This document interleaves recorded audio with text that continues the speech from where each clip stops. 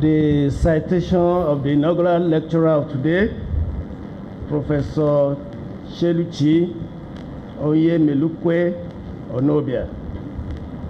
Professor Cheluchi Onyemelukwe has been a lecturer at Babcock University, School of Law and Security Studies since 2013. She was appointed a full professor of law in 2021. She introduced health law and policy for law students at Babcock University, ensuring that Babcock University became one of the first universities to teach the course in Nigeria.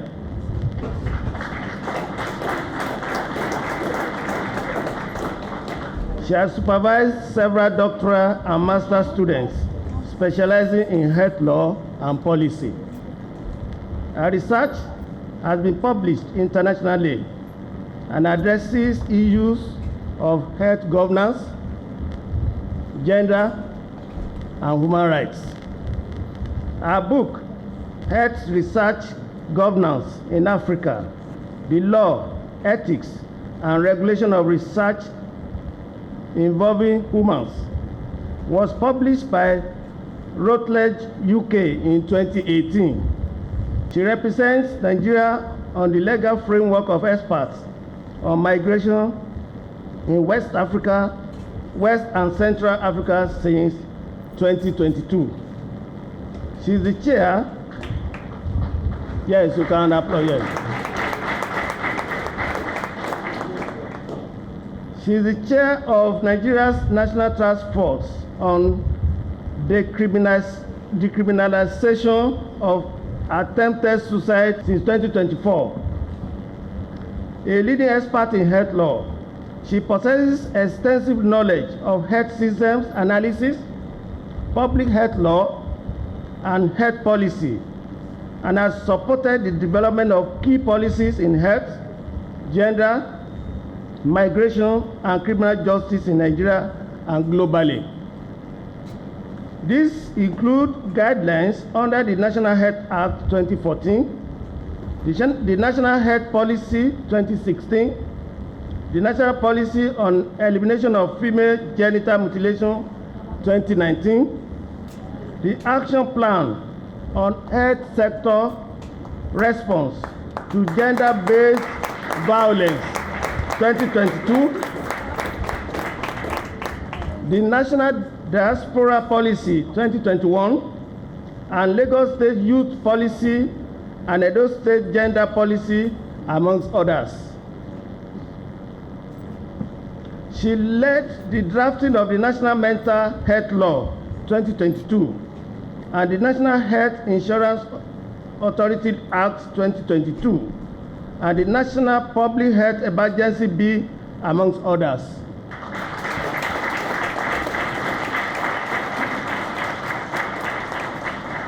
And in these countries, they have to share expertise and best practices in designing medical audit systems for health insurance systems. She sits on the boards of several non-profits who provide services in the health space, including Asido Foundation, Center for Family Health International, etc. She is on the advisory board of several other organizations, including Health Place for Children Initiative, among others. She holds a doctorate degree in law from Dalhousie University, Canada. She has a first-class degree in law from the University of Nigeria.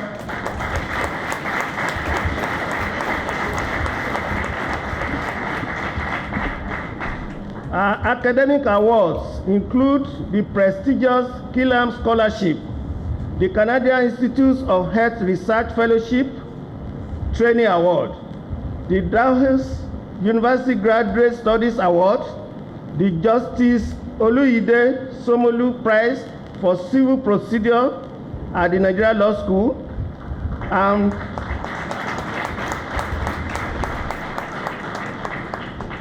and the Best Graduating Student Award at the University of Nigeria.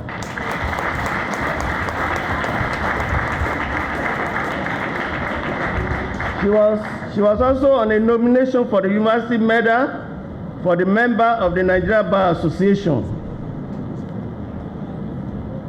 She's called to the Nigerian Bar.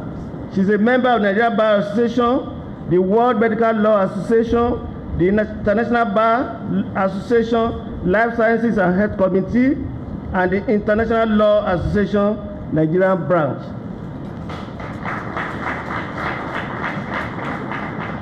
She was named a Nigerian Health Hero in 2020 by Nigerian Health Watch.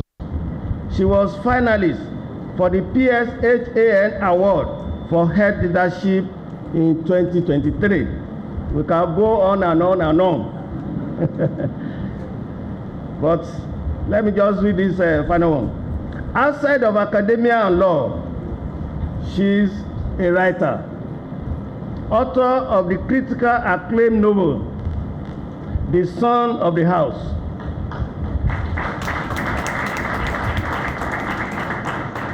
She won the Nigerian Prize for Literature in 2021, the Spring NG Prize and the Sharjah Prize for International Fiction in the UAE in 2019.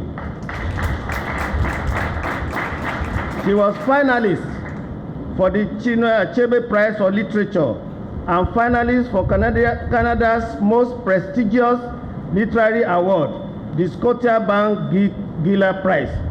Ladies and gentlemen, welcome the inaugural lecturer of this day, Professor Cheluchi Onyemelukwe Onobia.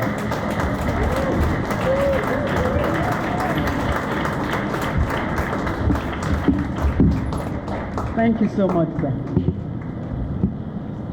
Thank you.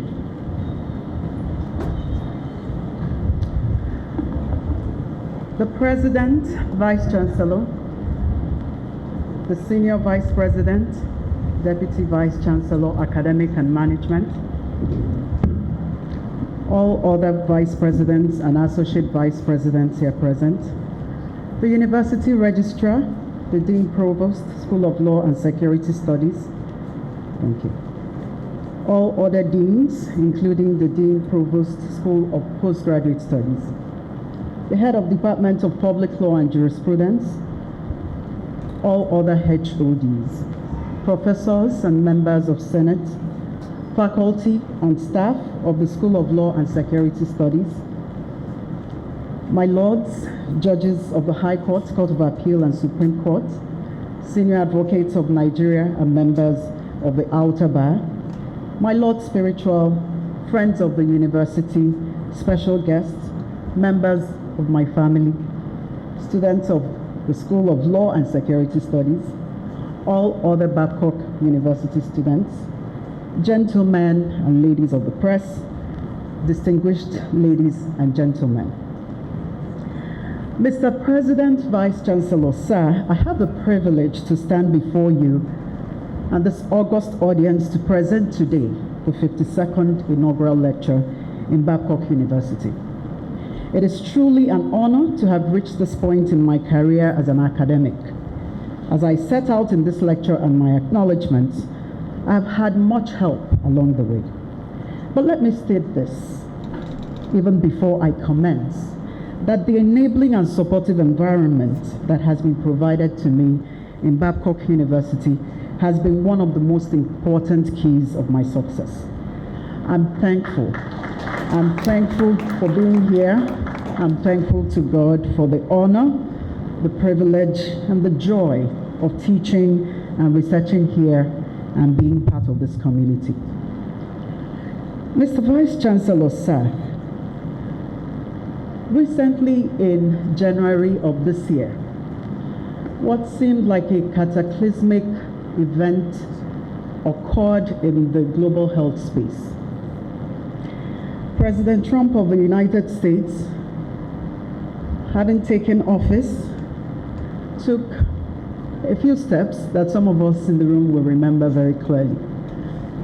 First, he pulled out of WHO, and next he announced what has made all health policy, health financing experts, policymakers, go back to the drawing table with the withdrawal of funding, including with the closure of the USAID, but importantly, the withdrawal of the PEPFAR funding, which is a $75 billion fund, which supports persons with HIV since George Bush's time, President George Bush's time, in 2003. That announcement continues to be a subject of discussion in the media, in social media. I'm sure that many of us are aware of it. There are so many questions that have come out of that. And one of those questions is, what do we do now? What do the countries that have received so much support, not just in HIV, but in all kinds of other healthcare concerns, what do they do now? There are others who have asked, if this fund was started in 2003, what have countries like Nigeria done since then? How come we did not prepare, as it were, for the rainy day? Others have asked, what is the value that we place on health? If this has left us scrambling, left many out of jobs, left us wondering what will happen with people who receive antiretroviral medicines for HIV and other kinds of medicines, the question has been, what is the obligation of governments to ensure that we do not wholly depend on foreign aid, which, as we have now seen very clearly, is fickle. So it's interesting, but what was particularly interesting to me is that I raised the same questions years and years ago when I did my master's. I often tell my students, I don't want to date myself, but this was over 20 years ago, looking at antiretroviral medicines and asking what the basis of obligations were for countries to address the issue of HIV. Those questions have since arisen in COVID-19, right? Just a few years ago. And as we have seen with what has happened in January of this year and continues to happen, those questions remain very relevant. My perspectives on these key questions have been shaped by different things, different factors, different experiences, and different persons. My faith in God and the loving compassion of Jesus Christ and the values of Igbo culture and the values inculcated in me by my parents have been a foundation for me. Those emphasize the values of ethics, of morality, of dignity and respect for each individual person, of inclusion, of common good, of compassion, of empathy, and of solidarity. And these continue to inform my research, my advisory, and my interventions in policy arenas. My education has also shaped my perspectives, offering me a solid legal and philosophical foundation and the tools for analysis and for interrogation. It's interesting because I believe that if my grandmother saw me here, she would be really surprised. She's late now. She died in 2021, but I carry her everywhere I go. When I finished secondary school, I imagined that I would be a writer. I always wanted to be a writer, and I wrote my first novel while I was in secondary school, and I still have it today. Anyway, my path towards becoming a professor of law was, if anything, was not linear at all. After much persuasion and advice, I changed my course choice to law, and my grandmother, like I said, was very surprised, and I remember her asking me how I intended to practice law, seeing as I was a very shy person. She would be so shocked to see me speaking to a room full of people like this. Anyway, I went on to the University of Nigeria, as has been read in my citation, where I graduated with first-class honors, having written my what we now call project, my undergraduate thesis, on oil and gas law under the brilliant, inspirational academic and former Deputy Vice Chancellor, Professor Edith Mosu. I had dreams of working in the oil and gas company. Most of my professors and teachers said, "We look forward to you joining us as a colleague." And I said under my breath, I reject it in Jesus' name. But here we are today. So my journey has been quite interesting and checkered. My health law journey, however, really began when I went to do my master's degree at Dalhousie University, Canada, where I first began to delve into health law 23 years ago. I have a little story about that in the acknowledgements, but I'll keep it there. I did several interesting classes, health systems law, health ethics and the law, etc. And we discussed very interesting issues, including issues related to research involving humans. At the time, they were conducting research in several African countries and using practices in these countries that would not be acceptable in the global south. So I have kept my fire for wanting to ensure that we improve our own systems, our own regulatory capacities, etc. But I had the privilege of being taught by Professor William Leahy. I also had the privilege of being taught by Professor Jocelyn Downey, who eventually became my PhD supervisor. I was examined, my doctoral thesis was examined by Professor Bernard Dickens, who wrote so many complimentary words on the thesis that have now kept me going, even when I had doubts. So my background in health law was and is quite solid. In trying to figure out the value that law brings to health, the role that law plays in health governance, I've had the privilege of doing several things, one of which is teaching students here.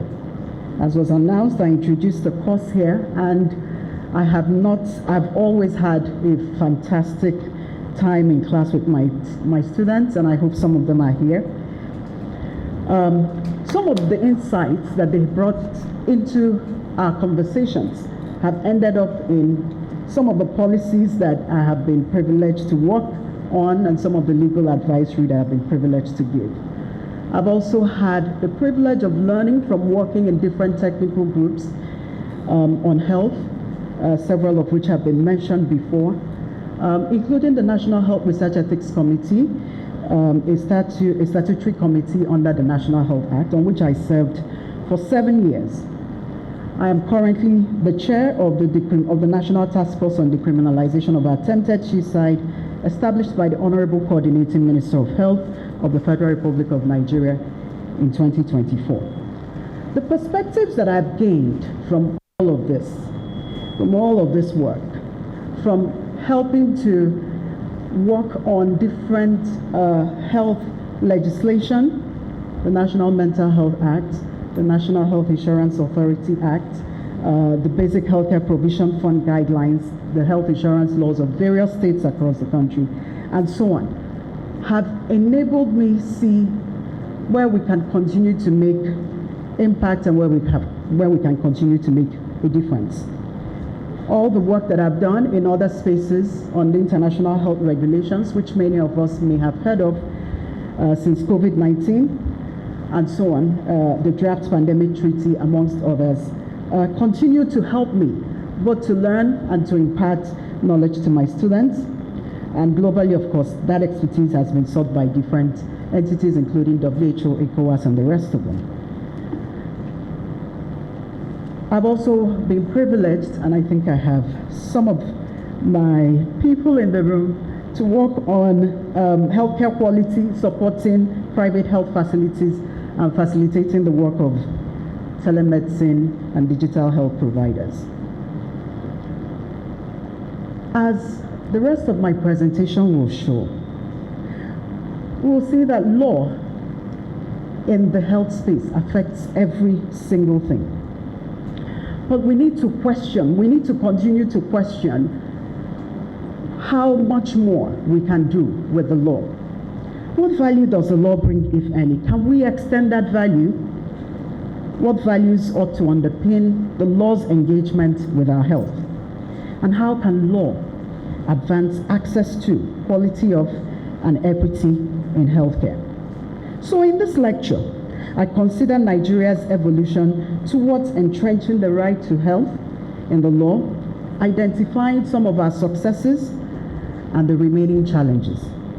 This lecture addresses the questions I have noted across key health systems issues, interrogating law as compass, sometimes leading the way and providing direction, as lever, often providing the force and an enabling environment for change, but occasionally, unfortunately, also posing as obstruction, as stumbling block, standing in the way of access, of equity and dignity of persons by establishing problematic rules or simply by being absent. It is my argument that recognizing the potent force of law, harnessing its institutional capabilities and its potential for giving force to values and policies is important to entrench and achieve the right to health and enforce the concomitant obligations of states, and is crucial ultimately to improving health outcomes. Having made that introduction, let us get started.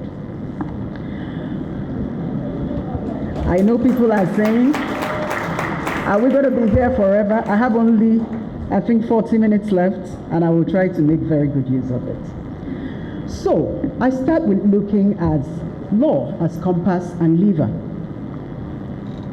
Mr. Vice Chancellor, sir, when I introduce my students to the schools of thought and philosophies of law in Nigerian legal system, I often smile when I ask them to define law. They simply give me answers that equate to, you break the rules, you get punished. I smile, and having smiled, I recognize that they are repeating exactly what all of us think in the room. That law are rules to obey upon pain of sanction. My learned silks in the room will recognize this from their many years ago back in university. Of course, we know that law may be more than that, but it is that. It is also that positivist view of law as a top-down instrument that is used to keep all of us in compliance. So there is some truth to that. So law, in that way, is a lever of action with the object or purpose of changing or controlling behavior with prescriptions and with sanctions. However, of course, we know that law is beyond that. Sometimes, as we do in our critiques of positivist law, we ask, but why do people obey even when they don't know that there is a sanction? Why do people obey even when they may not be caught? And all these sorts of interesting questions. So we bring them to, other kinds of philosophies and thinking around law, recognizing that law is an elephant, and sometimes what we talk about is where we have touched. For this lecture, and of course, we go into the historical school and all of that, and all that it brings, that our laws are a product of where we come from, of our history, of where we've been. But there's also the sociological school and the social legal theory, which enhances our understanding of law as not just a positivist top-down instrument, but an instrument that helps us to re-engineer how we live, mediating the different interests present in any society and advancing the values that we hold dear. In essence, then, we think of law as infusing our culture. While the historical school will argue that the culture infuses our law, we also argue that when we have law, it helps to change, it helps to re-engineer, it helps to reconfigure the culture. So for the purposes of this term, when you hear me use the word law, I'm referring to legal instruments like statutes, treaties, and regulations articulating public policy, jurisprudence by the courts, and rules established by public institutions with responsibility for creating and implementing the law, what we would call delegated legislation, amongst others. As people have noted, as scholars, different scholars have noted, law is a powerful instrument in health protection, regulation, and promotion. And its intervention in health is multifaceted. Whether as customary law, as legislation or regulation, it brings its potency to health systems organization, telling us, for example, who should do what between the state and the federal government, regulating our behavior, determining the actors that will act in public and private spaces, and so on. As some of us will recall, back in the day when we had things like leprosy, just to go way back from cholera, COVID-19, Ebola, and the rest of them, or even monkeypox. We go back to the days of leprosy in the early 20th century. We'll recall that in the villages, people would be, at least in the southeast, people would be locked up, as my great-grandfather was, isolated within their own compounds and passed and given food almost, well, I was going to say like lepers, but I guess that was what they were. So in many communities, many countries around the world for many, many years, we have had law intervening particularly in what we now call public health. So perhaps its oldest use is in the regulation of public health, quarantine, isolation, physical distancing, compulsory vaccination, contact tracing, and other health measures. But of course, like I have said, we now understand that law goes beyond all of those things, all of those areas, and in essence, reaches its tentacles into many, many different facets.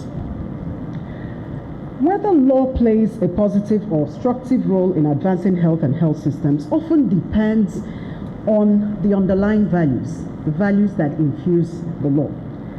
When well designed, using the right values, the impact on health systems and outcomes can be overwhelmingly positive.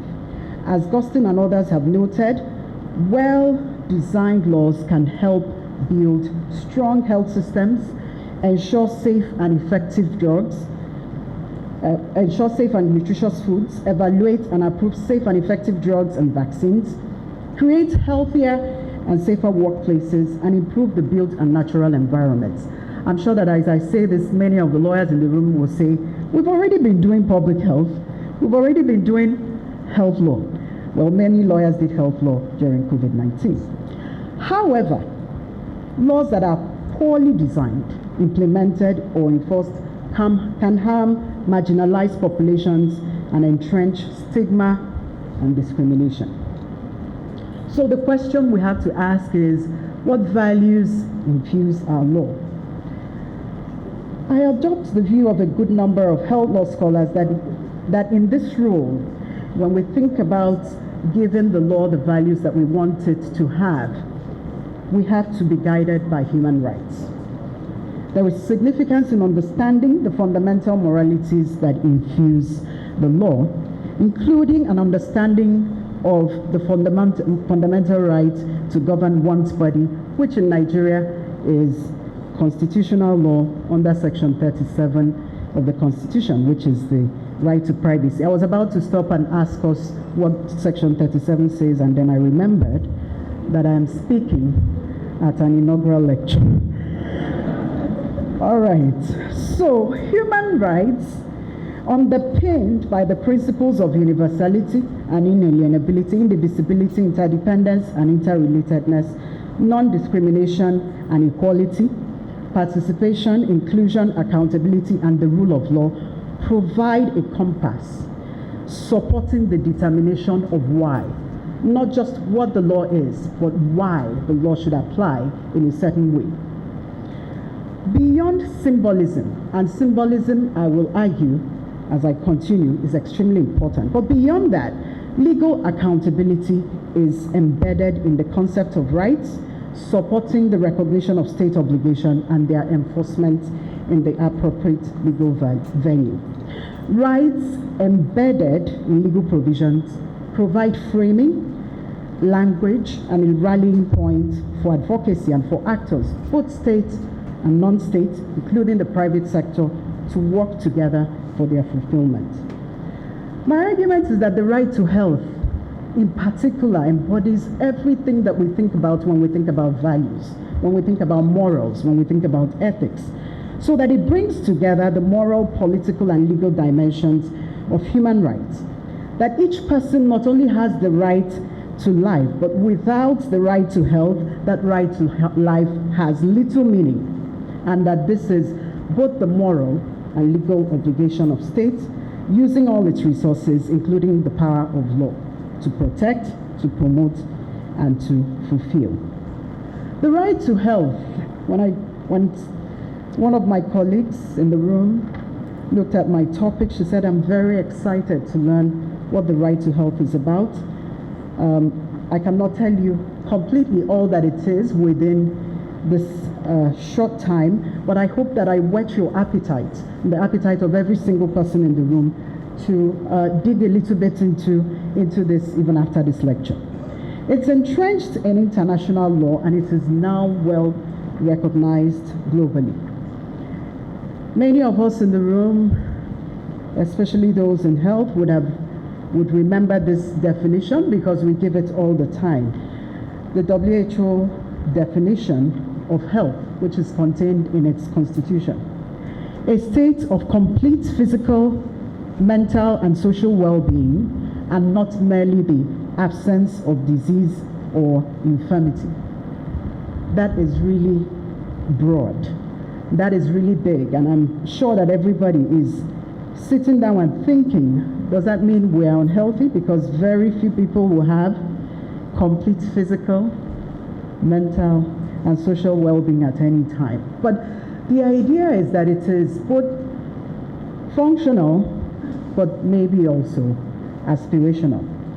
In addition, the Constitution recognizes that the enjoyment of the highest attainable standard of health is one of the fundamental human rights of every human being, without distinction of race, religion, political belief, economic, or social condition.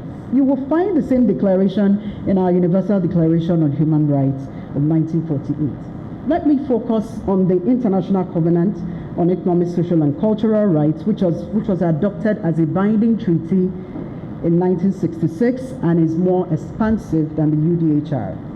Article 12 of that covenant, echoing the WHO Constitution, states that state parties to the present covenant recognize the right of everyone to the enjoyment of the highest attainable standard of physical and mental health. So that is a right in international law, and I would tell you that Nigeria has ratified, if not domesticated, this instrument. There are several other instruments which you will see there, which capture that right as applicable to different classes of people, persons with disabilities, migrant workers and their families, etc. General Comment 14, which was articulated by the Committee on Economic, Social, and Cultural Rights, sets out the normative content of the right to health. In that sense, it explains to us in a detailed way what the right to health really contains. It is not binding, it is soft law, but different countries, particularly in Latin America, have adopted it in their jurisprudence, and their courts have pronounced upon it, and this is implemented within their countries. It states that the right to health is founded on 4 pillars: availability, accessibility, acceptability, and quality.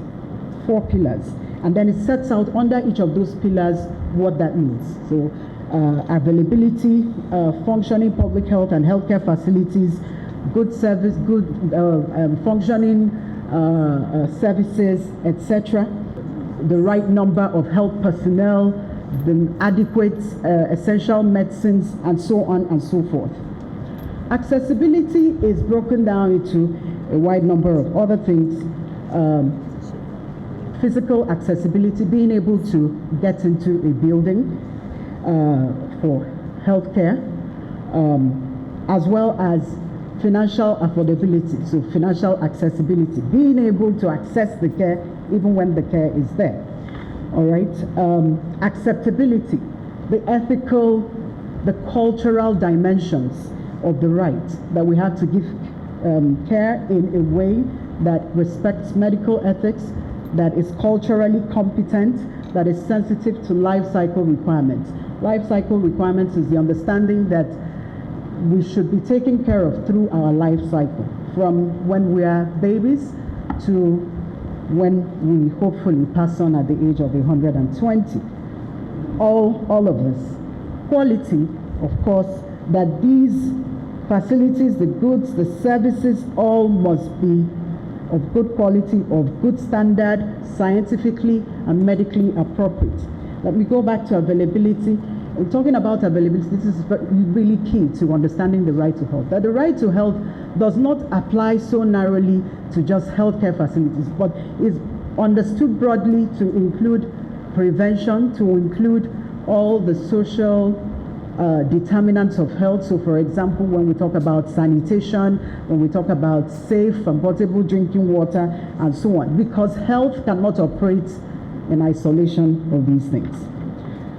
Okay, I'm sure many of us are thinking in the room, that is a tall order for where we're coming from. But that's why we're having this conversation. Okay, so the general comment addresses the need for rehabilitative care, in particular for older adults, and the right to a framework for preventing infectious diseases such as Lassa fever, COVID-19, etc. Closer home, the African Charter on Human and People's Rights also sets out this right. Of course, lawyers in the room will understand why this is important. Every individual has the right to enjoy the best attainable state of physical and mental health.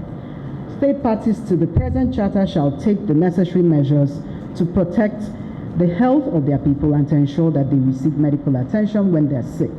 It also then goes on in the principles and guidelines on the implementation of economic, social, and cultural rights in the African Charter on Human and People's Rights to tell us, to explain in the same way that the General Assembly does for the Covenant, what the right to health means under the African Charter. I can't go into all of that, but you can see some explanation of it in the booklets that you have.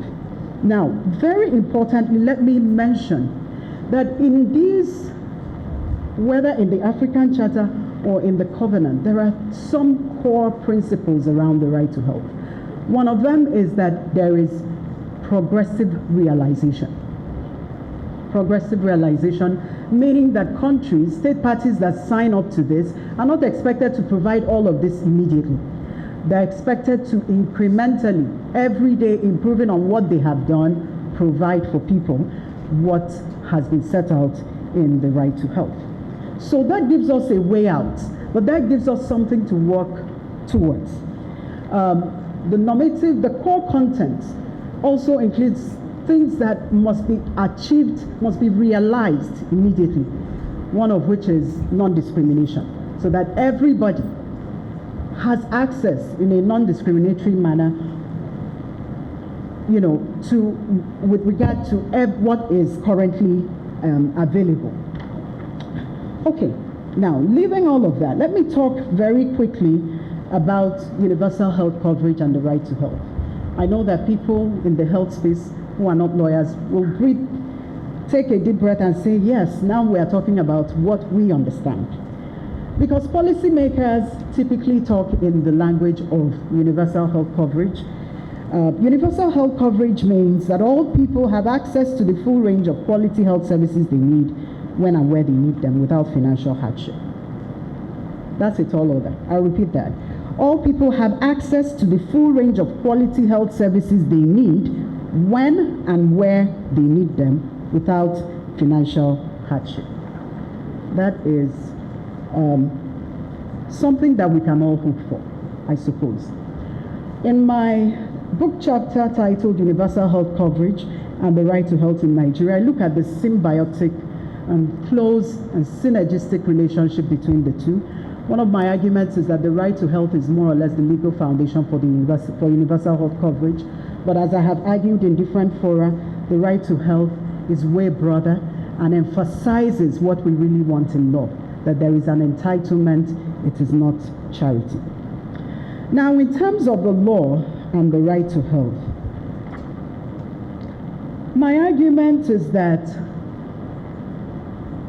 while it seems almost impossible, and countries globally, including countries in the global north, continue to grapple with how to ensure, how to entrench, how to achieve, how to realize the right to health, we must be seen to be progressively trying to realize that right. So, Mr. Vice Chancellor, sir, despite the challenges and complexities, it is my argument that we have to recognize this right as a right that applies to all.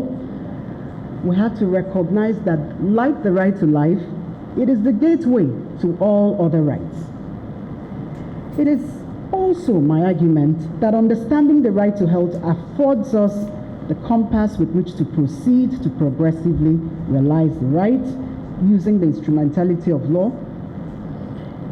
I contend that when we have to answer difficult questions, and I talk about some of those questions, and I'll mention a few.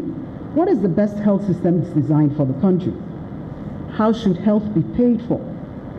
How do we ensure sustainable financing for the health system? What size of budgets do we provide for health services, and what should it cover? What is the place of the private sector in supporting universal health coverage, and what incentives should be provided to them? Which health products should be taxed and which should not, and what investments should we make in telemedicine and artificial intelligence? When we have these questions, we have to start from the point of view that everybody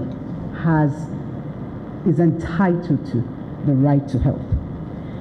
We have to answer these questions through the prism, through the lens of human rights, using that to weigh between priorities, to weigh between conflicting agendas and conflicting interests.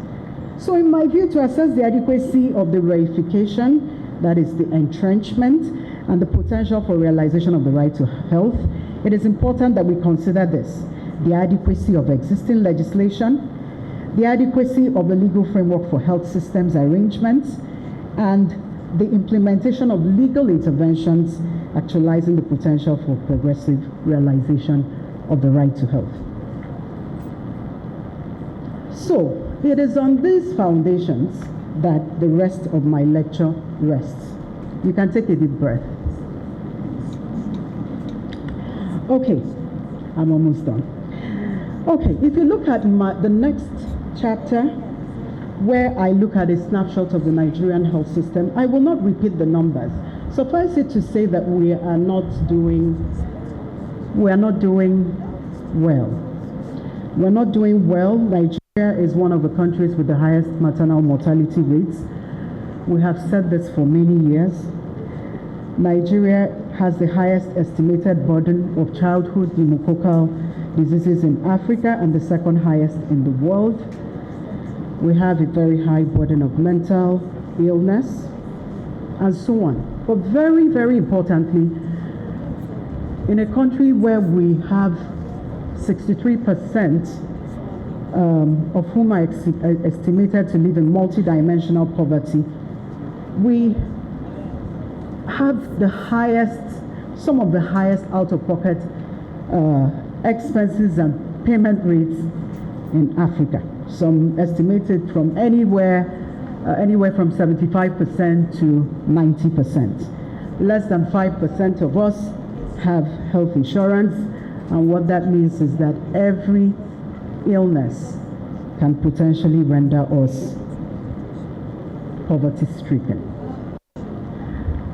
Okay, we also have issues around healthcare quality, and despite all of this, our budgetary allocations, while now increasing, continue to hover around 5%, well below our commitment under the Abuja Declaration of 2001. So the question is, how has the law intervened? How might the law further intervene to change the status quo? If we have these dismal statistics, how can law infused with the right to health change the status quo? Is the law lever, compass, or stumbling block? So let me look at the law as compass very quickly. One of the arguments I make here is that we have over the years, and you can look through the lecture, you will see how over the years we have set out policy going back 70 years or more, stating that we will provide health for all. So this is not, the right to health is not something that we have a fundamental disagreement on, at least from a policy perspective. So from back in the 1950s up until the National Health Policy of 2016, which I had the privilege of being the lawyer member of the technical working group that drafted this. We have moved all of that way, every time saying that we believe in the right to health for all. Universal health coverage for all Nigerians is the declared vision of the most recent National Health Policy of 2016. Even more recently, the Nigeria Health Sector Renewal Investment Program of the current government, the Basic Healthcare Provision Program managed through a sector-wide program, the SWAP, and the Healthcare Industrialization Program, all of them aim to do what? To achieve universal health coverage. And yet, we scored 38%. I guess we would have to repeat that class. In 2023, on the global scorecard of countries that are moving progressively towards universal health coverage. So we do have questions, we do have issues. So where is the law in all of this? Well, if you look at our Constitution, as I'm sure some of us might remember, Fundamental Chapter 4 does not have a right to health or a right to health care. It does not have that. What we do have is in Section 17, Sub 3, Paragraph D, where the government is exhorted to ensure that there are adequate medical and health facilities for all persons. This will be found in Chapter 2, and as we all know, Chapter 2 is, nobody is echoing anything. Thank you very much. Chapter 2 is non-justiciable. So, the question is, does it matter that our Constitution continues to lag behind our evident values, our policies, our commitments to international human rights, and so on? Especially when you look around and see that other countries, including countries very close to us, including countries in the global south, have moved towards the right to health and entrenching it in the Constitution. So for example, Latin American countries like Chile, Venezuela, Brazil, etc. And countries in Africa like Kenya, Burundi, Rwanda, Tunisia, Malawi, Uganda, South Africa. In fact, South Africa goes on to even make emergency care a constitutional right. So does it matter? My argument is that it matters. Even though, as I will tell you, we've made progress, it does matter. The Constitution is our fundamental law. It is the grand norm, the law from which all other laws derive validity. Inclusion of the right to health as an enforceable right within the Constitution has both symbolic and practical implications, including, for example, that it has legal force beyond other types of law, it brooks no inconsistency with other laws, etc., and all legislation, all programs, all policies, all practices must conform. So inclusion of the right to health as a fundamental right elevates it from a legal standpoint, but allows it to have a much broader interpretation than the current legislation, some of which I will speak about now. Now, some empirical studies have looked at countries that have a constitutional right to health and their health outcomes. I think that we need more studies in this area. But having said that, the studies that have been done show that there's a significant correlation between countries that have a constitutional right to health and health outcomes. Well, some of the studies are not definitive because they also say that when you have a constitutional right to health, there are several mediating factors, including the rule of law, democratic governance, etc., etc. It may well be that countries that have all of those things are more inclined to think of their rights, are more inclined to think of their health and their well-being, and I'm hoping that we can join some of those countries. So, in essence, a constitutional right to health with all of its core components will provide the compass, the why, and how we do health. Some options for us in terms of, having a more universal system, which I am not going to repeat here, but my conclusion is that at the moment, because we've had different constitutional amendments, and sometimes we have brought forward the right to health, being part of some advocacy groups, we've brought it up, and there has not been appetite for this. We have to keep pushing. So advocacy must now revolve around what we do have. We have the National Health Act. The National Health Act is an extremely interesting and important piece of legislation because it is the first legislation to provide a wide range of instructions, provisions really on what health and health governance in Nigeria should look like. What is the national health system? It tells us, for example, what the national health system is. Apart from other things, I think, very importantly, it emphasizes, it provides for what is perhaps the closest thing we have a right to health for all, which is the essential right to a basic minimum of health services, a basic minimum package of health services. Now, if you look at that act, it does not define the basic minimum package of health services. It asks us instead to go and look out for what the Honorable Minister will do, working in consultation with the National Council on Health. Now, under the Basic Healthcare Provision Fund, which is another provision of the National Health Act, the Minister has now defined those services. I hope that I've whetted your appetite long enough to go and look and see if you can find out what is in there. But my argument is that these are things that legal scholars should look at. What is within the basic minimum package of services? How was this package determined? What is missing? Why is it missing? And should it be there? Mr. Vice Chancellor, sir, in my opinion, the Basic Healthcare Provision Fund, which is provided under Section 11 of the National Health Act, demonstrates that the law can work. It demonstrates the power of law to create, energize, and incentivize actions. You will see a lot of interest, a lot of engagement by international development partners, by local development partners, by NGOs, by the private sector, by states, because of the Basic Healthcare Provision Fund, which is expected to fund basically three things: primary health care, the basic minimum package of services, whatever that is, and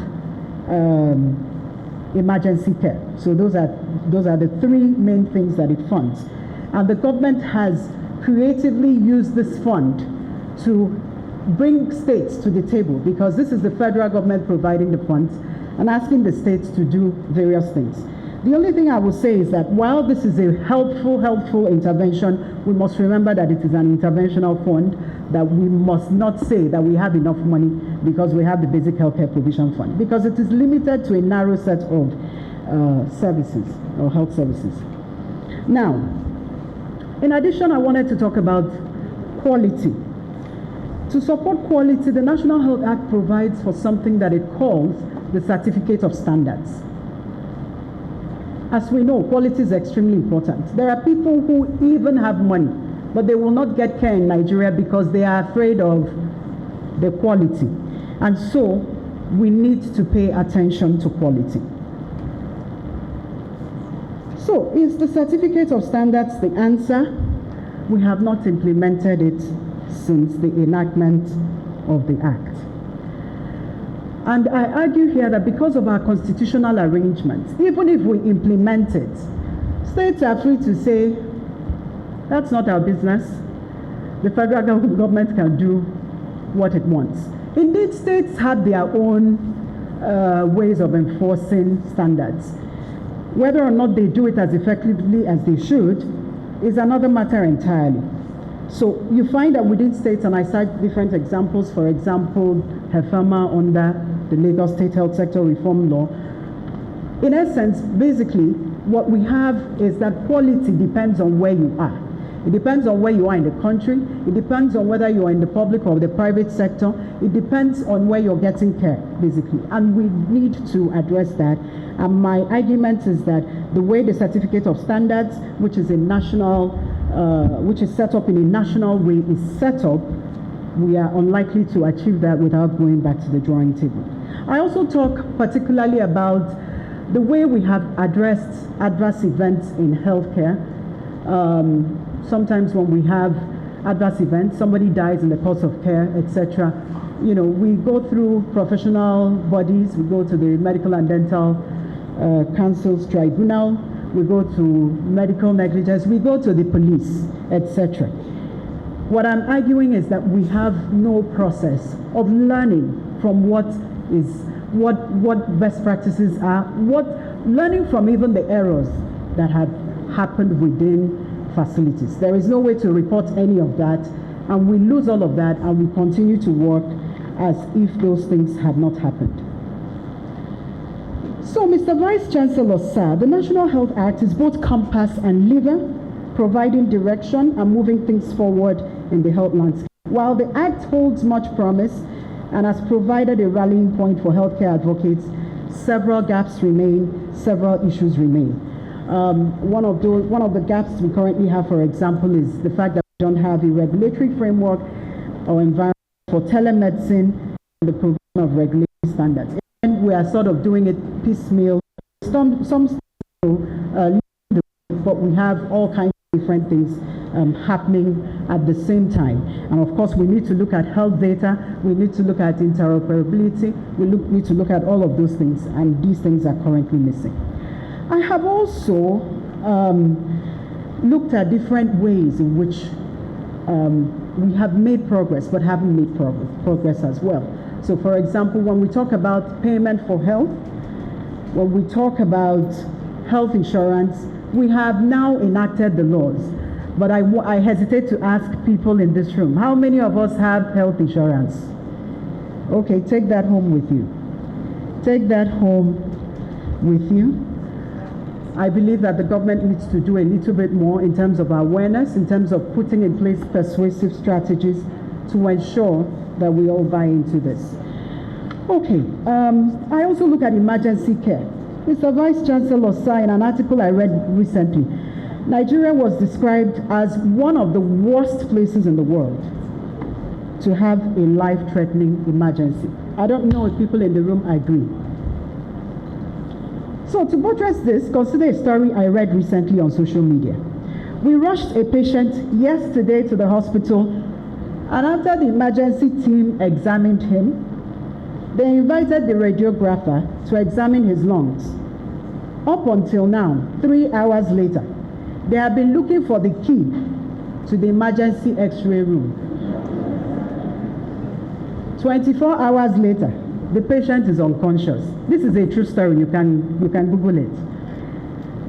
There are so many other things that we can say, and I'm sure each one of us sitting in this room, and that's why I talk about quality, can recount a story, can recount an incident that has happened not to other people, but in their families, or even to them personally, where they have unfortunately experienced the challenges of quality. And this emergency care is one of those major areas where we must do something. We have so many laws that we have now enacted, all of them in the past 10 years, by the way. The National Health Act, the Lagos State Health Sector Reform Law, the Compulsory Treatment of Gunshot Victims Act, the Federal Road Services Corps Act, all of which make provisions. They make certain provisions around emergency care. So, in essence, what I'm saying is, having enacted the laws, like when I went to school 20-something years ago, or went to do my master's, we did not have these laws in place. So over the past 10 years, we have put these laws in place, but we need now to move forward with implementation. I worked very hard in different spaces to see how we can implement these laws, and I will continue to do so. Health security, I must talk about health security and then I will move on. Health security is one of the most important issues of our time. With COVID-19, with Ebola, which is currently ravaging in Uganda and in other places,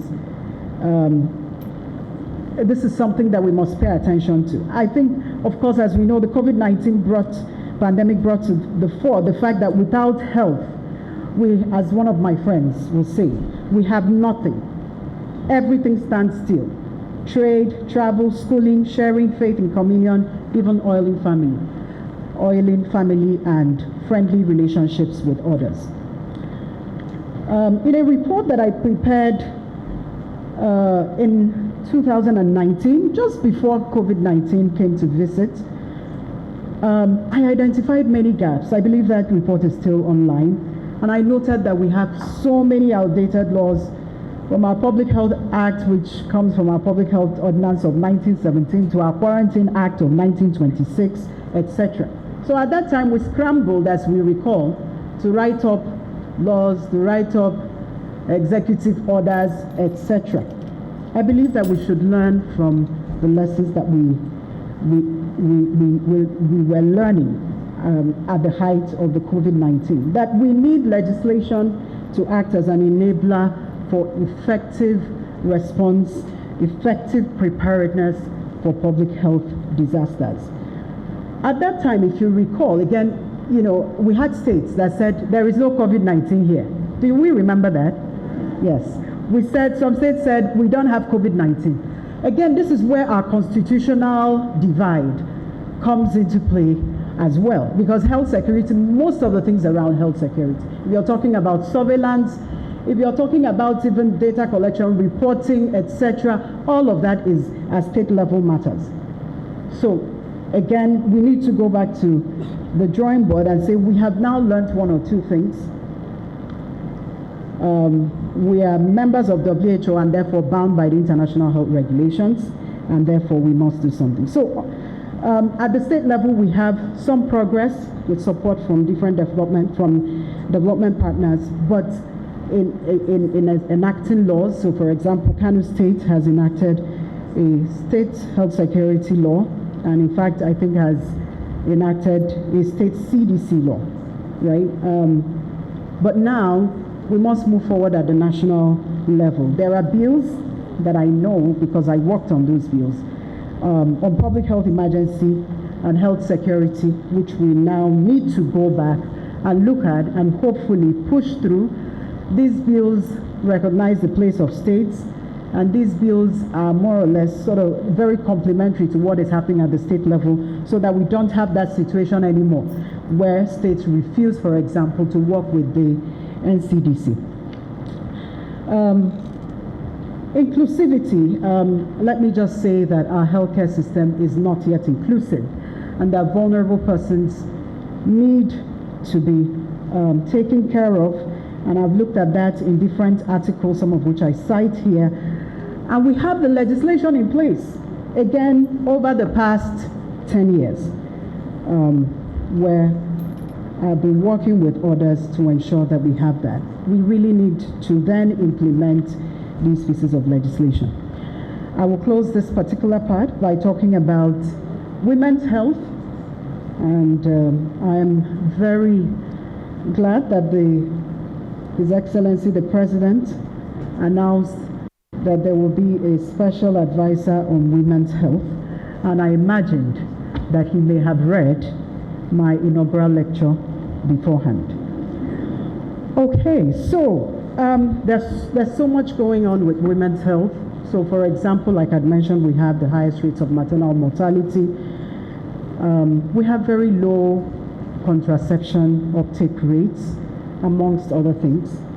And we need, I would not want to use this word, but perhaps that is the word to use. It is a disgrace that we let women die bringing life into the world. And it is a systemic issue. It is a systemic issue because if we are one of the highest in the world, there is something going on. There is something that is not right. And we need to look at that. The right to health of women continue to be violated by different things. When we talk about health insurance, ensuring that every woman has access to basic health care must be priority. I have a few things here also about fertility and infertility.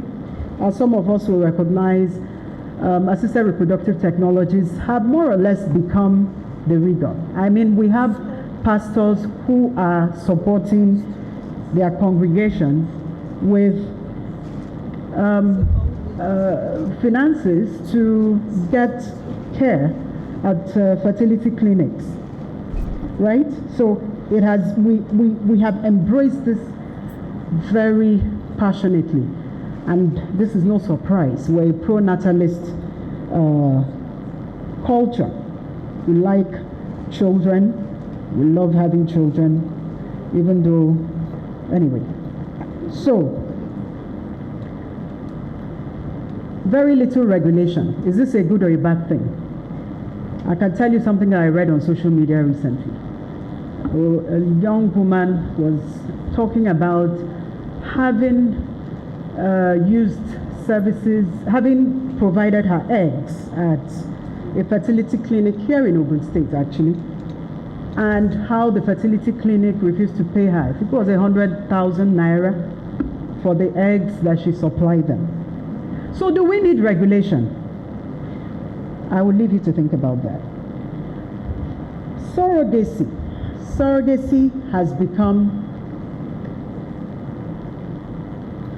I don't know, what's the word to use? In my lecture, I say it is increasingly coming out of the shadows, right? And we know this, and there's no judgment here whatsoever. The question again is, should there be regulation?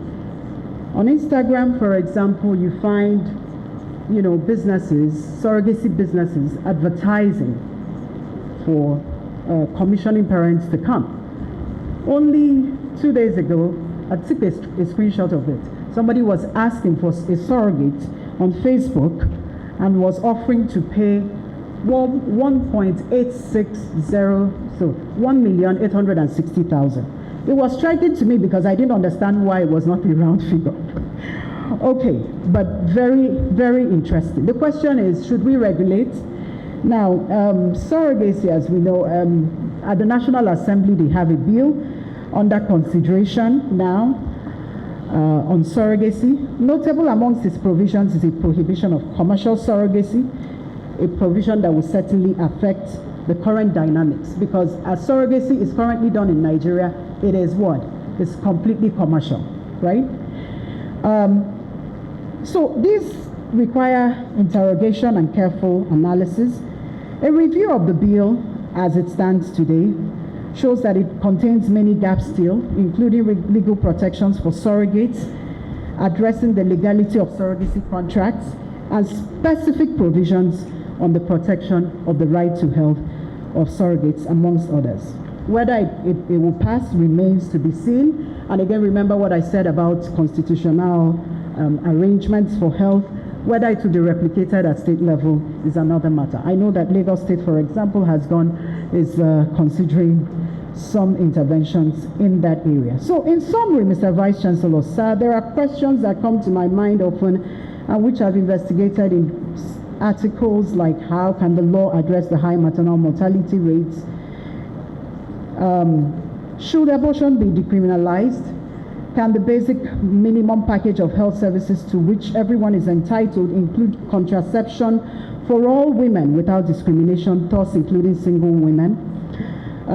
Could it address mental health services for survivors of violence against women and girls, amongst other things? And I have a whole list of questions there, which I'm hoping that legal scholars in the room will also take up.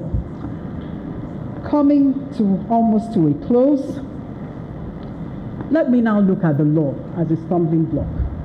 So we have seen that the law can be compass, we have seen that the law can be lever, but Mr. Vice Chancellor, sir, the law can also and has also in some cases been a stumbling block, an obstruction. Laws and their implementation can have important unintended effects, both positive and negative on population health. One of the ways in which the law has acted as a stumbling block in Nigeria is in the mental health space. So we used to have the Lunacy Act, which criminalized mental illness. Basically, one of its provisions was that if you were walking around looking like a mad person, you could be arrested. So now, we now have the more progressive National Mental Health Act, which has repealed the Lunacy Act, and I am proud to have done significant work on this act. So, under the Criminal Code and Penal Code Act, attempting suicide is a criminal offense, punishable by imprisonment for 1 year. In an article I wrote in 2020 called Long Overdue, Decriminalization of Attempted Suicide in Nigeria, I point out that this is a legacy of law from British colonization. Interestingly, of course, Britain has moved on from this long ago. And we now have other countries around us. We have Ghana decriminalizing, and we had Kenya most recently through a constitutional action also decriminalizing. So we need to move forward. There is progress in Nigeria, in Lagos State in 2019, in Edo State in 2022, and in Ekiti State in 2021. They reformed their criminal laws, and they changed the sanction for attempting suicide to hospitalization. So, but my question has always been in different forums. If we recognize that attempting suicide may stem from a mental health condition which is treatable, why is it an offense? Why should we aim to punish ill health? Typically, of course, when somebody is arrested for attempting suicide, first they're arrested and they're kept in and they're charged before a magistrate. And the magistrate then, and this is my experience because I have worked in that space, will then remand the person in prison for maybe 3 weeks. Your life was miserable before. By the time you spend 3 weeks. Okay, so it's also very interesting that in Lagos and Ekiti states, which have enacted new mental health legislation, a person who harms themselves or is in danger of harming themselves would have to be reported to a senior police officer whose responsibility it is not to arrest the person, but to take the person to a place of care, to a hospital, to a social worker, and so on and so forth. You can find the same provisions in the National Mental Health Act, except that the time frame within the National Mental Health Act within which they had to do that is much shorter. So what we now have is a situation where in those states, you have a mental health law saying take the person, send the person to a mental health facility or send the person to the Ministry of Social Welfare, etc. And you also have a law saying arrest the person, it is a criminal offense. Of course, that is a clearly untenable situation, and this is a situation that we should change. So there is need then to recognize the imperative to deploy the law, not as a stumbling block to health, but as a supportive foundation for achieving the right to health for persons with suicidal ideation and mental illness. The federal government has indicated its readiness to repeal this provision. The Coordinating Minister of Health and Social Welfare, His Excellency Professor Mohammed Pate, inaugurated a national task force on the criminalization of attempted suicide in 2024. I am privileged to chair this national task force and work with experts and advocates on a broad spectrum of stakeholders towards repealing these provisions. As I come to the end of my lecture this afternoon, I have set out some of my contributions to research on health law and the right to health. I will not repeat all of them, but you can find them in the book from pages 77 to page 83. I've also made other contributions to knowledge and academia. I've been a reviewer for several international publishers and journals, including Routledge, Canadian Journal of Law and Society, International Journal of Law and Management, amongst others. Editorial committee of the National Open University's Law Journal, and I've been a statute editor on the Babcock University School of Law Socio-Legal Journal. I've made several contributions to the university, including most recently being a member of the committee advising the University Senate on support for students with special needs in 2024. I have been privileged to have contributed to moving the law in a positive direction in different aspects of health in Nigeria and Africa. I will not repeat all of that. You can read them from pages 84 to 85. Thank you very much. In doing all of these, I have had a lot of help and support. And in looking at my acknowledgements, you will permit me to please go through them very quickly. Mr. Vice Chancellor, sir, I thank you for soft-spoken yet firm leadership. I know that I speak the minds of a vast majority of the staff and faculty of Babcock University in restating that your leadership has been exemplary, that we have known peace and security in your time, and that we have learned and continue to learn by your conduct how to be, how to carry oneself, and how to lead. I'm truly grateful for your conferment on me of the rank of professor. I thank the leadership team for its excellent leadership that makes Babcock University a joyful place to work in. Please allow me to mention specifically Professor Sisi Nwosu, whom I don't know if she's in the room, whose discipline and rigor and care for how we teach, how we showcase Christ in our classrooms has impacted my teaching. My gratitude to my Dean and Provost, Professor Dorcas Udunaike, our first female Dean. Your graceful, committed leadership of the Faculty of Law is much admired. Thank you for encouraging me throughout this process, being supportive in getting this date, and then encouraging me as I worked on the draft. I am grateful. I thank Emeritus Professor Isaac Abede, who interviewed me for a job at Babcock 12 years ago. Thank you for always believing me capable of great things, encouraging me and making out time to say positive words of encouragement to me and writing references. Thank you for the colossus you are in the field. Reading your writing encourages me to keep working and getting better. I am sure I speak for all of LSS when I say that we appreciate you and you make us better. I thank late Professor Zach Olomojobi for his kindness to me when I first came to Babcock. You are not forgotten. I thank Professor Shodikwo, Senior Advocate of Nigeria, our own professor and expert in in intellectual property. You are one of the main reasons that I'm here in Babcock. You invited me when there was an opening, and I made it in. You helped me settle in. You have supported and mentored me, and I am really grateful, sir. Thank you to Professor Pius Deji Olarenwaju, President of the Chartered Institute of Bankers of Nigeria, and former Dean and Provost of the School of Law and Security Studies.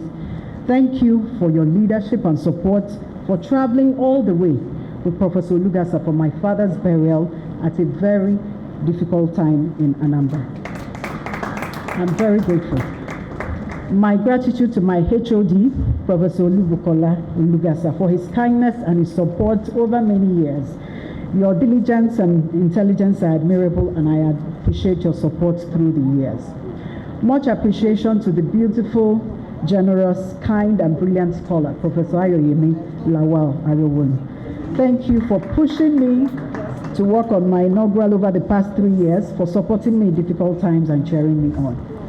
Thank you for your support with the organization of this inaugural. I am grateful always. Thank you to Professor Titilayo Adeyemi for friendship and support through the years.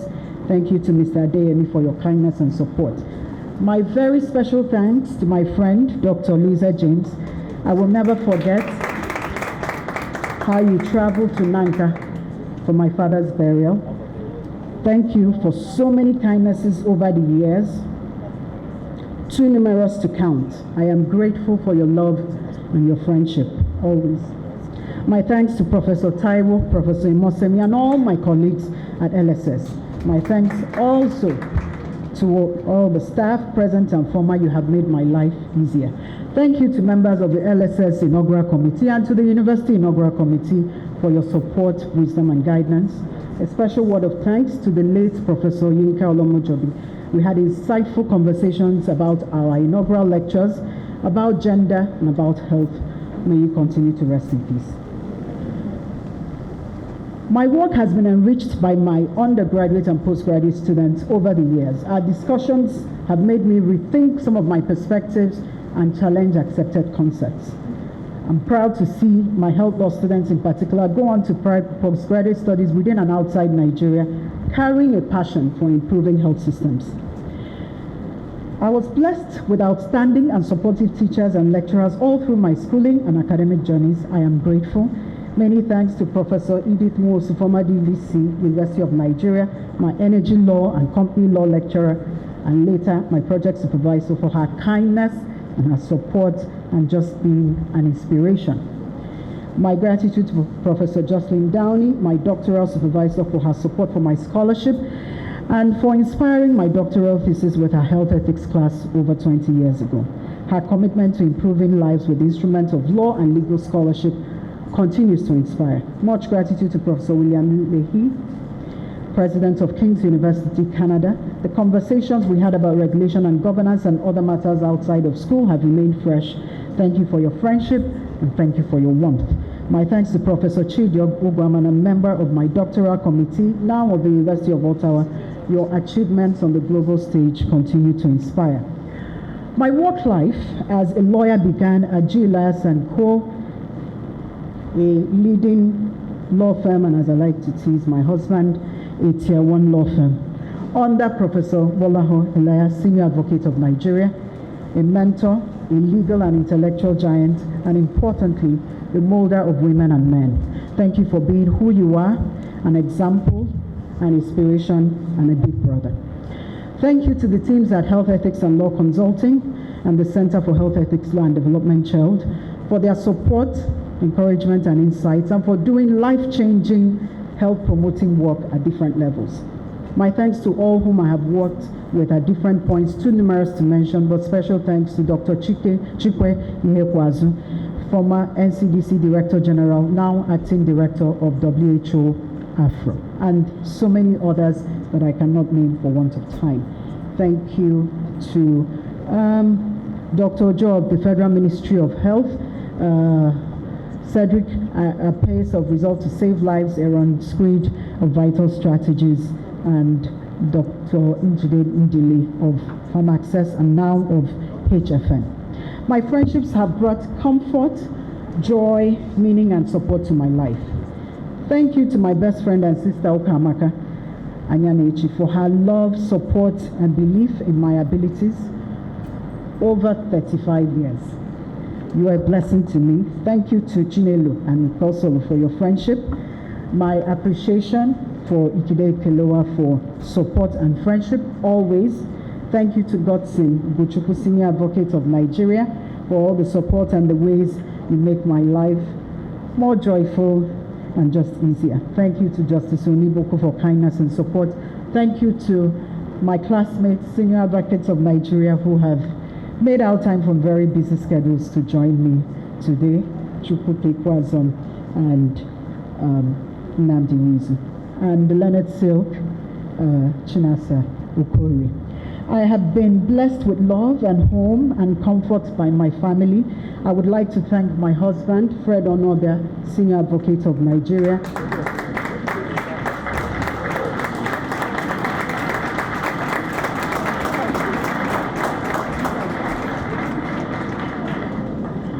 cannot tell the story of my journey as a health law expert and academic without reference to his support. Over 2 decades ago, as I stood at a crossroads with admissions and scholarships to study all kinds of things across the world, he encouraged me to take the road less traveled. And so he's one key reason why I am in health law and making a difference in the world. He has supported me through each step with unfailing confidence in my ability to reach the highest heights. My deep appreciation and love always. My children, Kelechi Oluchi and Udochi, have brought me joy and meaning. Thank you for just being. I love you. I thank my siblings, Akoma, Ijendo, and Soke for their love and support and encouragement throughout our lives together. Thank you to my mother.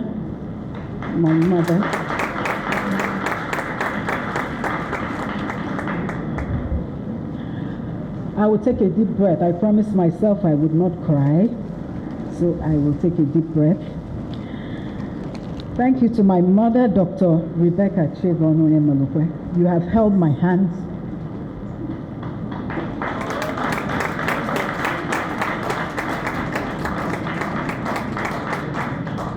You have held my hands and believed in me from the very first day I came back from nursery school, singing, my comforter, Jesus is my comforter. Well, she sings it to me from time to time.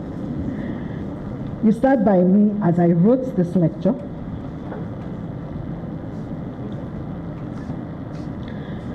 Countering every discouraged word with a positive belief in my ability to deliver on anything.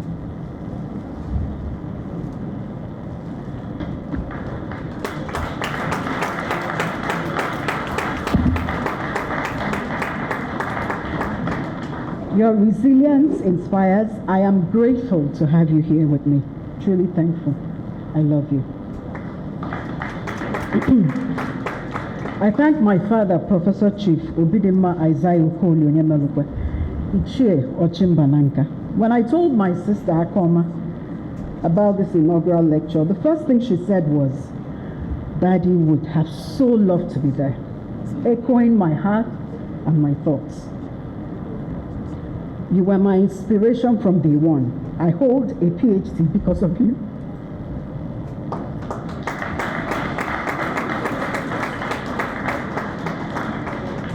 Because you spoke so glowingly of getting yours, I could not have become a professor without your encouragement. You would listen to every rant, take in my discouragements, and then say gently, Professor. You know, it would be good if you became a professor. You were an incredible human and an even more amazing father. Thank you for all the love you showered on me, on us, for being brilliant and passionate and kind and compassionate, and by leading this, inspiring us to be the same. I love you. I will miss you all of my life, but I am grateful for the gifts, for the tools you gave me to soldier on. I will continue to make you proud. Daddy, always loved, forever cherished, and never forgotten.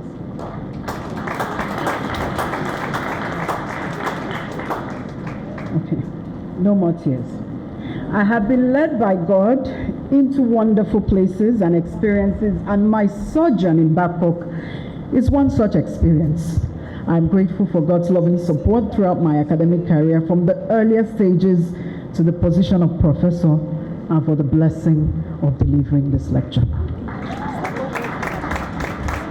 In conclusion, Mr. Vice Chancellor, sir, none of us would be here if we were unwell. Good health is important to a meaningful life, and support for achieving better health outcomes must be a priority. To go back to where I started, with the steps that are being taken to reduce foreign aid, and we know that it is not only the US that is trying to reduce foreign aid, it is important that we begin to prioritize our own health and recognize the right to health of all Nigerians, and take incremental steps towards the same. The language of rights may be seen by many as impractical, and the law can sometimes be seen as mere words on paper, and yet we know that they are neither.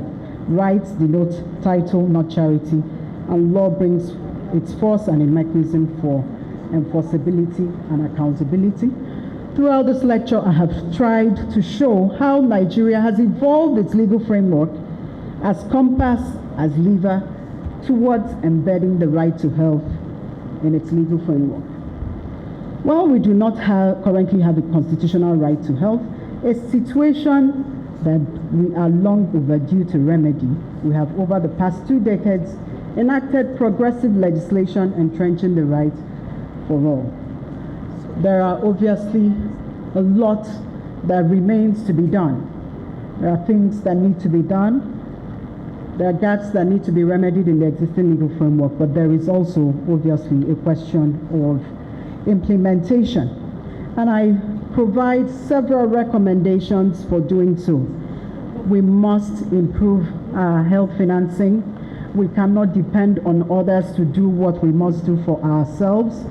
We have to improve on our standards and our uniformity of standards, and discussing how we can do this, working on our current constitutional and legal framework remains critical, so that we are seeing the same protections in Lagos as in Zamfara, and so on. We have to revitalize primary care. We talk about it, but we have to understand that it should come from the place of understanding that primary care, as part of the right to health care, is extremely important and is a right, not charity. Collaboration with the private sector is extremely important because we need to support sustainability. We must consider what incentives might be useful.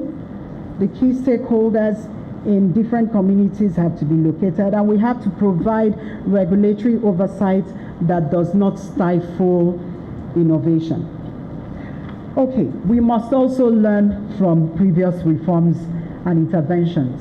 It is in Nigeria that we do, I don't want to give concrete examples, but we do a lot of work in terms of reforms, and we continue to forget about them. Different entities provide interventions, and then they are forgotten about, and we act as if we have developed amnesia.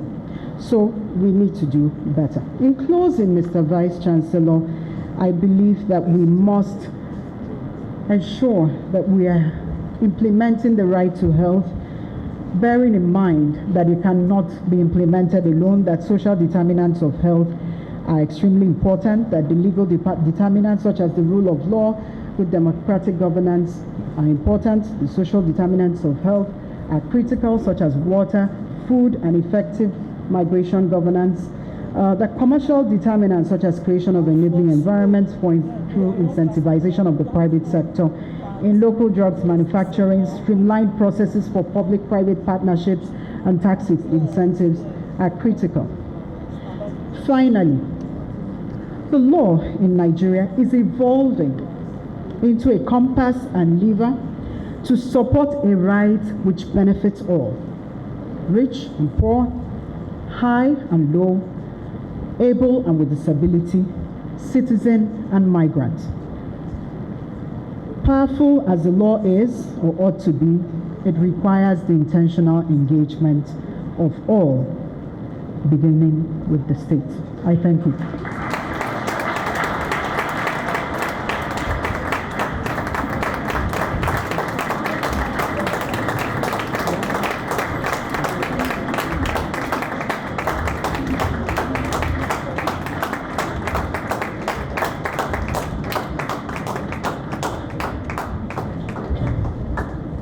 Ladies and gentlemen, you will all agree with me that this erudite scholar has delivered this lecture powerfully.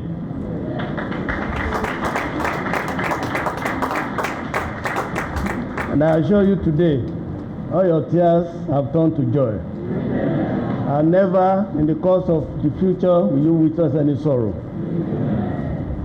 By the power conferred on the President Vice Chancellor, Professor Ademola Tayo, as hereby represented today, and on behalf of the Governing Council, Board of Trustees, and Senate, you are today inaugurated into the professorate chair as Professor of Health Law, with all the rights and privileges.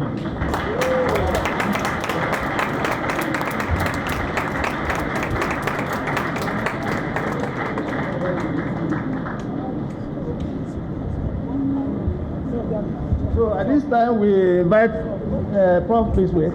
We invite only the family members to come forward for a picture. Thereafter, all other pictures will take place outside. Please let the family members come forward.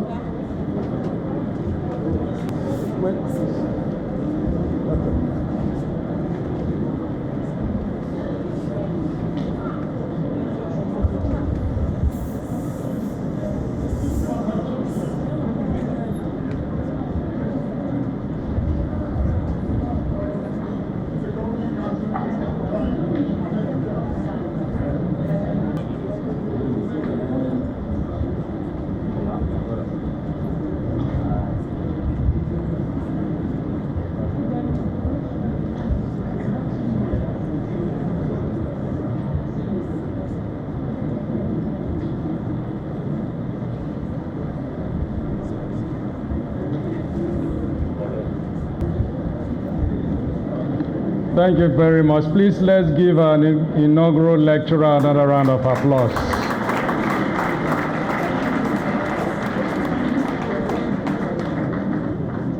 Professor Cheluchi Onyemelukwe, Professor of what? She used her storytelling gift and power to hold us spellbound for almost 2 hours.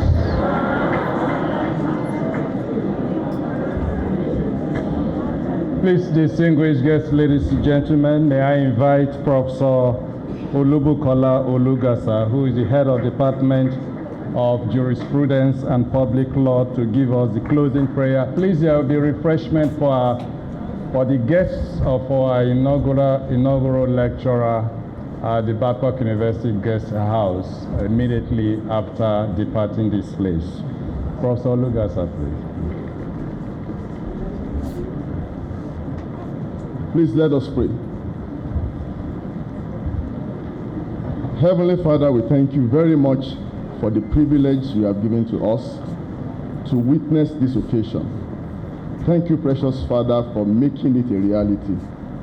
Thank you for the journeying mercies that you granted to each and every one that is here at this moment. May your name alone be glorified in Jesus' name. Thank you, Father, for the health that we have heard about. And we thank you because we know surely you're the God that gives sound health. We grant each and every one of us that sound health that we need, beyond even the aids of governments, in the name of Jesus.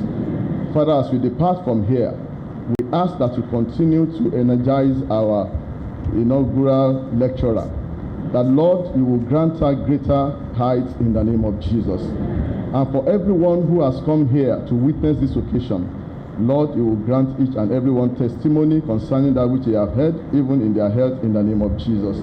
Thank you, precious Father. As we go now, may your peace and mercy remain and abide with us. In the name of the Father, and of the Son, and of the Holy Spirit. In Jesus' name we have prayed.